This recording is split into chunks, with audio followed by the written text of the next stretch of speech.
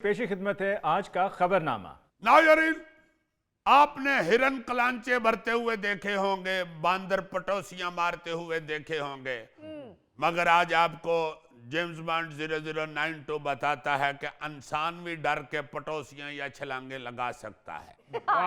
वैसे तो शायर कहता है कि नी मैं डर दी रब रब कर दी, नी मैं डर दी रब रब कर दी, मगर शायर से जरा हट के आपको बताता हूँ, नी मैं डर दी छलांगा मार दी, नी मैं डर दी छलांगा मार दी। खबर कुछ यूं है कि स्पेन में छोटे बच्चों के ऊपर से छलांगे लगाने का त्यौहार, 1 साल से कम उम्र बच्चों को सड़क पर बिछे गद्दों पर लिटाया गया और पीले रंग के रवायती लिबास पहने अफराद ने एक के बाद एक उनके ऊपर से छलांगे लगाई। चलो जी, उन दसो की कही दियो। वो त्यौहार मना रहे हैं, साडे इत्थे कहंदे ने कि बच्चे दे उत्तों दी लंघ जाओ ते ओदा कद नहीं वधदा। लेकिन जेम्स बॉन्ड वो तो खुशी से छलांगे लगा रहे होंगे, आप कह रहे हैं डर के लगा रहे। और भाई जी, असल में ये त्यौहार 1621 में डर के मारे ही शुरू किया गया था। स्पेन का एक इलाका है बरगूस, वहां पर ये रस्म बच्चों को बलाओं और वबाओं से बचाने के लिए शुरू की गई थी और इसका नाम रखा गया था एल कुलाको। इसका मकसद बच्चों से बलाएं और मुसीबतें उतारना है ताकि वो एक बेहतर जिंदगी गुजार सकें। और वो जो लोग पीले या सुर्ख लिबास पहनकर बच्चों के ऊपर से छलांगे लगाते हैं, हाँ जी सर, उन्हें शैतान या बला के तौर पर पेश किया जाता है और समझा ये जाता है कि अब खतरनाक बलाएं बच्चों के ऊपर से टल गई हैं। देखो ना ये क्या जहालत है। और इसी से मिलती जुलती एक और रस्म भी देखें जी। भारत तो वैसे भी जहालत ज़्यादा रस्मों का गढ़ है। हाँ जी बिल्कुल। वहां कर्नाटक में हर साल दिसंबर में 100 से ज्यादा बच्चों को मंदिर की छत से नीचे फेंका जाता है। 200 फुट बुलंदी से नीचे फेंके जाने वाले बच्चों को पकड़ने के लिए मर्दों का एक ग्रुप कपड़ों का जाल लिए खड़ा होता है। अच्छा। इस अनोखी रस्म की वजह शादीशुदा जोड़ों की जानिब से खुशहाली के साथ मजीद बच्चों की ख्वाहिश होती है और वो पूरे जोशो खरोश से इसमें हिस्सा लेते हैं। बिल्कुल। देखो ना जरा कैसी मतवजी है ना लोगों की। हाँ जी। और उनका ये भी मानना है कि इस रस्म से बच्चों की सेहत अच्छी होती है और खानदान की किस्मत खुल जाती है। हाय हाय। शुक्र कर गोगे पाकिस्तान च पैदा होया है, जे भारत च पैदा हुंदा ते इन्हों ना 200 नहीं 500 फुट तो सुटना सी। यार तुम कैसे जाहिल आदमी हो, उनकी रस्म ही 200 फुट से फेंकने वाली है, तुम उसे क्यों 500 फुट से फेंक रहे हो? भाजी बच्चे दा साइज भी ते वेखो 200 फुट तो सुटन वाला है। इस हिसाब नाल तैनू ते मंजी दे उत्ते ही थल्ले सुटना सी। जुल्फी तू फिक्र ना कर, तेनू 200 फुट तो भी सुटिया ना थले, तू लिफो पतंग वांगू थले आना है। यार आई एम सॉरी, मैं इतनी इंफॉर्मेटिव चीजें लेके आता हूँ, आप आगे से जुगत पानी शुरू कर देते। मुझे सुनाओ यार, इन्हें छोड़ो। Thank you sir. वैसे मैं हैरान होता हूँ कि दुनिया में अजीबो गरीब रवायात की कमी नहीं है जी। लेकिन इनमें से कुछ ऐसी भी हैं जो खौफनाक हद तक अजीबो गरीब हैं। अच्छा जी। जी हाँ, चीन के कुछ कबाइल में ये रस्म है कि शादी के दौरान दुल्हा दुल्हन को कंधों पर उठाकर कोयलों के ऊपर चलता है ताकि उनके रास्ते में आने वाली सारी बलाएं दूर हो सके। देखो ना जरा कैसी जहालत है कि बलाएं दूर करने के लिए सब तो बड़ी बला मोडियां दे चुके हैं। अजीब बात है। और उनका ये मानना है जी कि ये सारी बलाओं का मुकाबला दुल्हा ही करे। अच्छा। क्योंकि समझा ये जाता है कि औरत मर्द की जिम्मेदारी होती है। हालांकि दुल्हा बेचारा इस रस्म के बाद कई दिन चल नहीं पाता, ऐसे ऐसे चल रहा होता है और दुल्हन परे बैठ के गरम कप चाय का पकड़ के हंस रही होती है। और ये आगे सुनो जाहिल तरीन रस्म जी। इंडोनेशिया का एक कबीला है दानी, उनकी क्या रस्म है? क्या जी? उस कबीले में अगर किसी रिश्तेदार की मौत हो जाए तो खवातीन शोक का इजहार करने के लिए अपनी उंगली की एक पोर काट देती हैं। जी, उसके बाद किसी ने तू नहीं कह सकती, उदा तू ही छोटा हो जाता।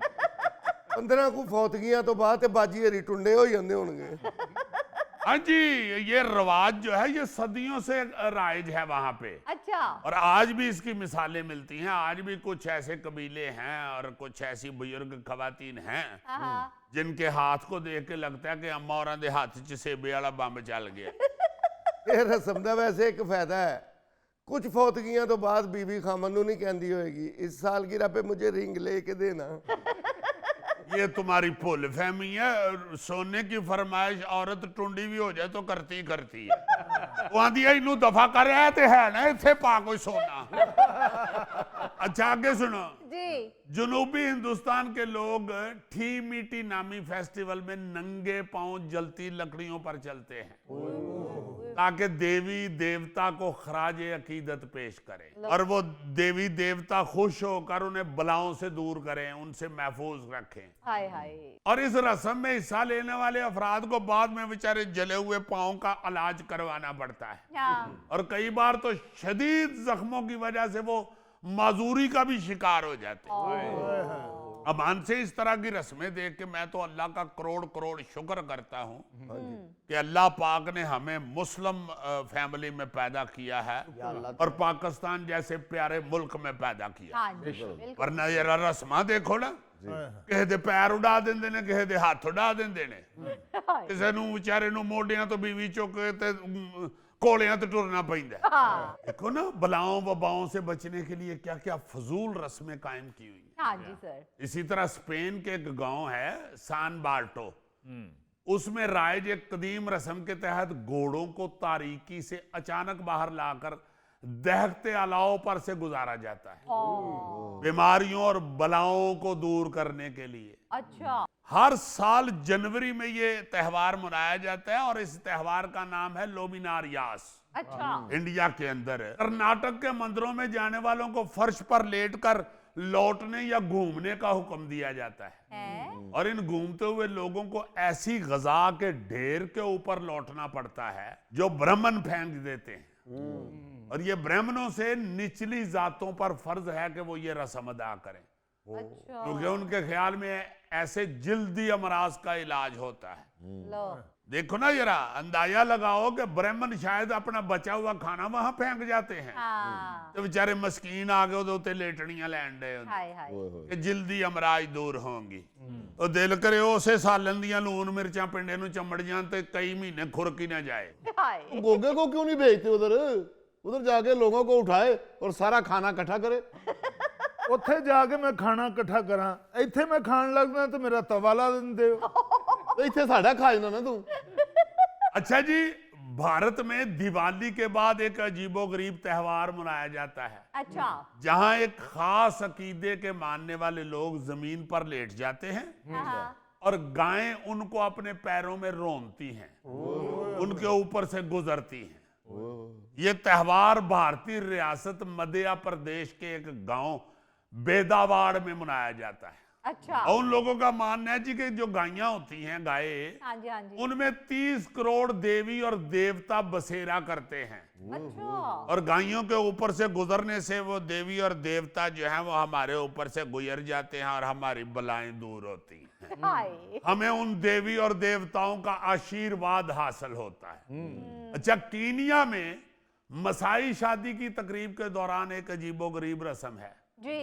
कि दुल्हन का बाप अपनी बेटी के सर पर थूकता है। Hi. What is this nonsense? हाँ। इस रस्म के बाद वो अपने शौहर के साथ रुखसत होती है और इससे भी अजीब बात यह है कि इस थूकने को भी मसाई सकाफत में खुशकिस्मती और दौलत की अलामत शुमार